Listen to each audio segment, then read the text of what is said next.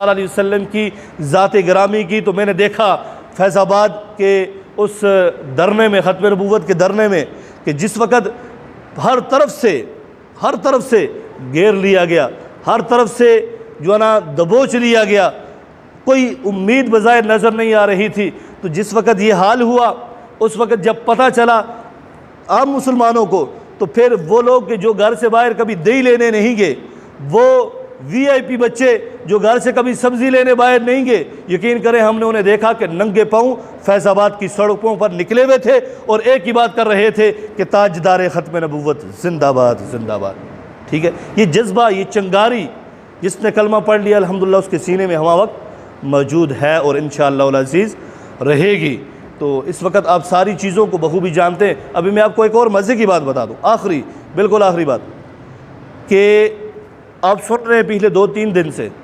باتیں میری بڑی عجیب سی ہیں، بعض لوگوں کو شاید پسند نہ بھی آتی ہوں، ٹھیک ہے، اور بعض لوگ میری باتوں سے اختلاف بھی کرتے ہوں، حق بنتا ہے کریں، لیکن بات سچ ہے،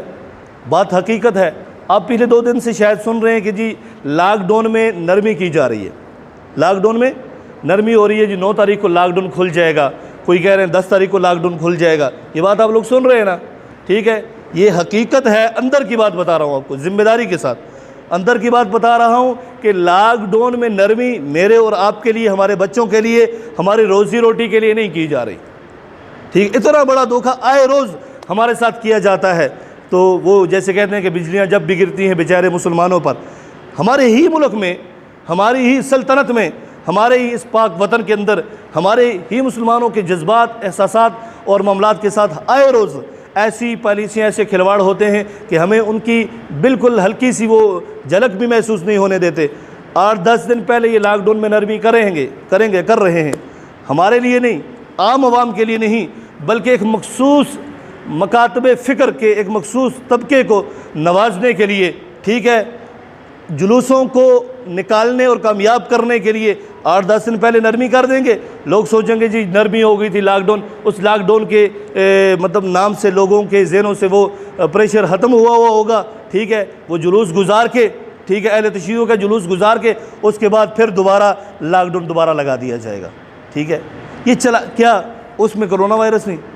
یہ بے وہ چلاکیاں ہیں، ٹھیک ہے۔ اب کرونا وائرس کی بھی سمجھ نہیں آ رہی کہ اس کرونا وائرس کی حقیقت کیا ہے، ٹھیک ہے۔ پولیس کا ڈالا آتا ہے جی، پولیس کا ڈالا آتا ہے 6 فٹ کا ڈالا ہے، 6 فٹ کا، ٹھیک ہے، 6 فٹ کے ڈالے میں کتنے نوجوان بیٹھے ہوئے جی؟ 12 بندے بیٹھے ہوئے،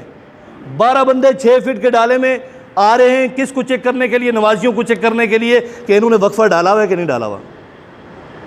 انہوں نے وقفہ ڈالا ہوا کہ نہیں ڈالا۔ اب نمازیوں میں وقفہ بہت ضروری ہے، کیونکہ نمازیوں میں اگر وقفہ نہیں ہوگا تو کرونا وائرس لگ جائے گا، کیونکہ وہ اللہ کے گھر میں کھڑے ہیں، وہ اللہ کی بارگاہ میں کھڑے ہیں، وہ اللہ کی بارگاہ میں توبہ کر رہے ہیں، وہ اللہ کی بارگاہ میں سجدہ کر رہے ہیں، اور اللہ اتنی غیرت والا ہے، اللہ کی تو شان ہی بڑی ہے، اللہ وحدہ لا شریک کے ذات تو اتنی غفور رحیم ہے کہ جب تک گناہ نہ کر لو، سر زد نہ ہو جائے، وہ لکھا نہیں جاتا، حکم ہے کرامن کاتبین کو، اور نیکی کا ارادہ کرو، نیت کرو، وحدہ لا شریک اسے لکھ دیتا ہے، قبول فرما لیتا ہے۔ ایک بندہ اللہ کے گھر میں کھڑا ہو اور وہ اس پہ اللہ عذاب نازل کر دے، ایسا تو میں نے کبھی نہیں سنا۔ سیدنا آدم علیہ السلام سے لے کر آج تک کوئی تاریخ کا ورق یہ گواہی نہیں دے گا کہ بندہ اللہ کی بارگاہ میں آ جائے، توبہ کی نیت سے آ جائے، جتنا گناہ گار ہو، ارے گناہ گار بندوں کا تو نہیں ہے نا، رب کا ہے، ٹھیک ہے، یہ بندے اور رب کا معاملہ ہے، ٹھیک ہے، اس کو تو بلکہ سب سے زیادہ پسند وہ ہیں جو گناہ کے بعد توبہ کریں، استغفار کریں، ٹھیک ہے۔ کوئی کسی کو یہ سند نہیں دے سکتا کہ میں نیک ہوں، میں اچھا ہوں، فلاں بد ہے، فلاں برا ہے، فلاں گناہ گار ہے، یہ تو اس کی قدرت کا معاملہ ہے، یہ اس کی شان ہے، ٹھیک ہے۔ لیکن بات پھر جو ہے نا لمبی ہو جاتی ہے، دور نکل جاتی ہے، ٹھیک ہے۔ بہرحال میرے امت کے بزرگوں سے، نوجوانوں سے گزارش ہے کہ برداشت کریں، یہ ہم نے مانگ کے لیا ہوا عذاب، ٹھیک ہے۔ جو بھی حکم شرع ہیں وہ وقت کے حاکم کے ذریعے نافذ ہوتے ہیں، حاکم وقت کے توسط سے نافذ ہوتے ہیں، اور حاکم وقت کی بات کو ماننا یہ ریاست کی ذمہ داری ہوتی ہے، یہ رعایا کی ذمہ داری ہوتی ہے، ٹھیک ہے۔ جو ریاست کے قوانین ہیں ان کو منوانا اور بنوانا، ٹھیک ہے۔ آپ کو یاد ہوگا کہ کچھ عرصہ پہلے اسی ڈی چوک، راولپنڈی، فیض آباد اسی حدود میں پارلیمنٹ کے سامنے وغیرہ وغیرہ ان مقامات پر دھرنا ہوا تھا، تقریباً 120 یا 22 دن دھرنا ہوا، بڑا لمبا دھرنا ہوا تھا، ٹھیک ہے۔ اس 122 دن کے دھرنے میں، ٹھیک ہے، ایک شخص تھا وہ روزانہ ایک ہی لفظ دہراتا تھا، اور یقین جانیں 24 گھنٹوں میں سے ایک لمحہ ایسا ہوتا ہے جس میں دعا قبول کر لی جاتی ہے، ٹھیک ہے۔ ایک بندہ تھا، اس نے یہ روایت سنی، اس نے مٹی اٹھا لی اور دعا مانگنا شروع ہو گیا، یا اللہ اسے سونا بنا دے، اسے سونا بنا دے، سونا بنا دے، ٹھیک ہے۔ تو جس وقت جو ہے نا وہ کیا کہتے ہیں اس کا ٹائم آیا قبولیت کا، تو اس وقت وہ جذبات میں آ کے تنگ آ کے اس نے اپنے الفاظ بدل دیے، ٹھیک ہے، کہ یا اللہ سونا نہیں بناتا تینوں مٹی بنا دے، پھر مٹی بن گئی، ٹھیک ہے۔ 24 گھنٹے وہ دعا ایک ہی بات کرتا تھا وہاں پہ دھرنے میں، لوگوں سنو سونامی آنے والا ہے، سونامی آنے والا ہے، ٹھیک ہے۔ سونامی کیا ہے جی؟ اللہ کا قہر ہے، سونامی کیا ہے؟ اللہ کا عذاب ہے، اب آ گیا ہو اس کو جی لو، لیکن اس سونامی کی زد میں رہ کر ایک بات